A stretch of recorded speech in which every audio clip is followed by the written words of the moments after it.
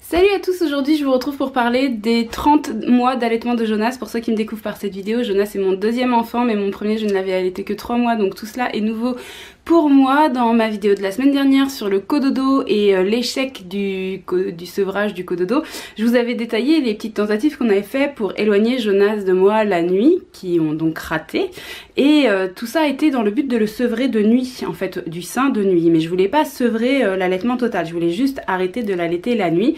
Et donc voilà, ça a raté. Donc moi je suis pas encore favorable, on n'a jamais donné un autre lait en fait à Jonas que le mien. Je suis pas encore favorable à tenter de remplacer par autre chose, je préfère attendre.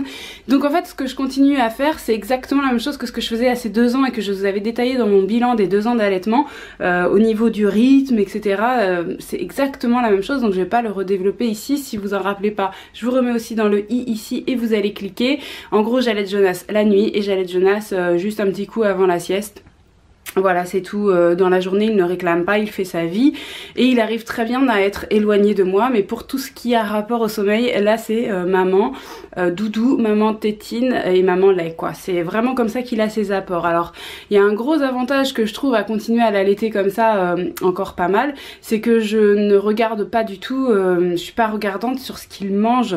Je m'en fiche un peu qu'il fasse des écarts alimentaires ou à certains moments qu'il saute un repas, parce que je sais qu'il aura de toute façon des apports avec ce que je lui donne. Et puis toutes les fois où il a eu des soucis, quand il avait un peu mal aux dents, quand il était un petit peu malade, ou quand il avait même ne serait-ce que juste des nuits un petit peu plus difficiles à cause des cauchemars, j'étais quand même ravie de pouvoir encore dégainer ce sein, même si en parallèle ça me fatigue, je vous l'ai déjà expliqué, mais j'étais quand même ravie de pouvoir le dégainer, de pouvoir me dire que quand il était malade je contribuais à son rétablissement, que si toutefois il avait des soucis digestifs je contribuais à éliminer ses soucis. Enfin voilà, mon chéri me blague souvent en me disant que je donne des pouvoirs surnaturels au sein, mais je pense vraiment qu'il y a des vertus géniales, et donc du coup c'est vrai que je suis contente de pouvoir lui apporter encore ça. Maintenant ça je vous l'ai déjà développé, donc on va pas en reparler. Je vous ai parlé aussi dans mes précédentes vidéos du regard des autres, de comment le matériel qui m'était le plus utile, comment je m'organise, etc. Tout ça je l'ai déjà développé, donc je vais pas en parler aujourd'hui, mais je vous fais juste un petit topo sur un truc dont je vous ai jamais parlé. Il s'agit de ma poitrine, parce que peut-être si vous êtes une femme vous allez vous reconnaître, ou peut-être si vous êtes un homme vous allez mieux comprendre votre femme. Il s'agit de comprendre comment j'ai pu passer de quelqu'un d'assez complexé à quelqu'un d'assez à l'aise grâce à l'allaitement. Alors il faut savoir que j'ai été formée très tôt, je sais plus à quel âge, mais enfin j'ai eu mes règles rapidement et j'ai eu des formes avant les autres jeunes filles et des formes assez généreuses, donc malheureusement pour moi, parce que ça c'était vraiment pas du tout invisible.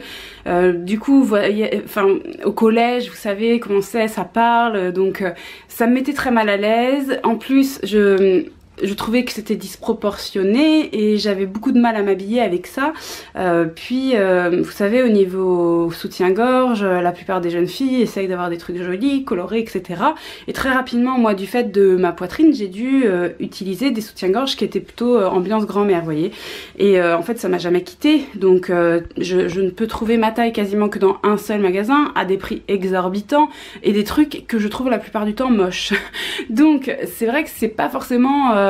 ma poitrine c'est pas forcément un truc où je me suis dit ah bah super, ça me met en valeur et tout. Non, au contraire, vraiment c'était la plaie pour moi à tous les niveaux. Et commencer à allaiter c'était pas évident, parce que j'étais très mal à l'aise avec mes seins. Je positionnais pas bien mon bébé, je tenais pas bien mon sein, je trouvais que mon sein était trop gros par rapport à mon bébé. Enfin, si vous avez une poitrine généreuse, ça vous parle peut-être ce genre de truc, mais de se dire qu'on sait pas trop comment s'en arranger parce que ça nous paraît hyper encombrant, surtout qu'au début ça grossit encore plus. Donc vraiment j'étais catastrophée à mon premier enfant d'ailleurs, à ma montée de lait, parce que là vraiment j'étais alarmée de voir la taille du truc. Heureusement, tout ça est rentré dans l'ordre, et en fait ce qui se passe à l'heure actuelle, c'est que mes seins ont retrouvé une taille plus que normale. J'ai même, soit c'est parce que j'avais oublié, soit c'est vraiment qu'ils ont rétréci. Alors je sais que tout est possible, je vous dis pas que c'est ce qui se passera pour vous, mais moi je crois que c'est ce qui s'est passé pour moi. Soit ils sont revenus à leur taille normale, soit ils ont rétréci légèrement, et du coup je les accepte très bien comme ils sont, parce que j'ai vécu tellement plus gros vis-à-vis de l'allaitement, et tellement... il y a eu tellement de manipulations à faire autour à chaque fois que j'ai mis mon bébé au sein, dans mon habillage, mon déshabillage, etc. J'ai tellement eu à manipuler en fait mes seins que je me suis habituée à eux, j'ai sympathisé avec eux et en fait surtout en allaitant mon enfant, j'ai compris où était la fonction de cette poitrine.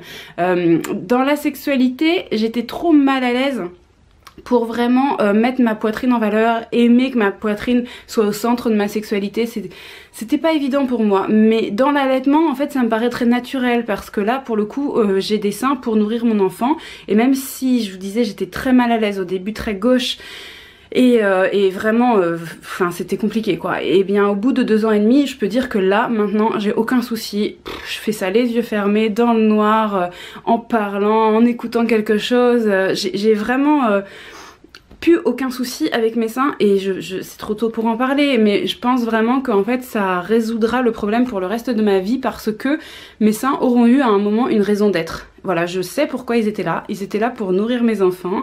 Et du coup, ils font partie de moi, ils font de moi une femme. Et je comprends maintenant en quel sens ça fait de moi une femme, de la même façon que mon utérus fait de moi une femme. Et que c'est pour ça que moi, j'ai mis au monde les enfants et pas mon conjoint. Vous voyez, c'est dans cet esprit-là, mais ça paraît évident. Et quand on le vit, c'est différent. Donc dites-moi en commentaire si ça vous parle, si c'est quelque chose voilà, que vous ressentez aussi de votre côté. Moi aujourd'hui j'avais envie de vous faire un petit aparté sur ça parce que je trouve que c'est vraiment un impact positif de l'allaitement sur ma confiance en moi, mon bien-être dans mon corps que je n'attendais pas du tout. J'avais cet impact d'intérêt pour la santé de l'enfant mais aussi de la santé de la mère, diminution du cancer du sein par exemple, mais j'avais pas cet impact de la confiance et du bien-être corporel.